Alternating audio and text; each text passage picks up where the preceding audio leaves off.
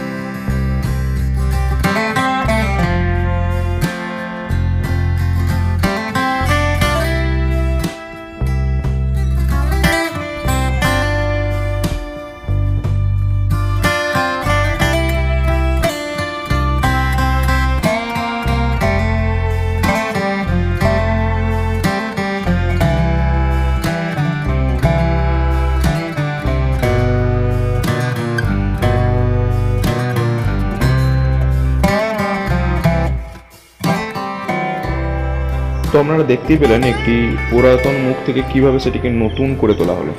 তো আজকের এই ভিডিওটি যদি আপনাদের ভালো লেগে থাকে একটি লাইক করবেন, কমেন্টে জানাবেন কেমন লেগেছে। আর চ্যানেলে যদি নতুন হয়ে থাকেন এরকম ঠাকুর রিলেটেড সমস্ত ভিডিও পাওয়ার জন্য আমার এই আর্ট গোপাল চ্যানেলটি সাবস্ক্রাইব করে পাশে থাকা বেল আইকন বাজাতে ভুলবেন না।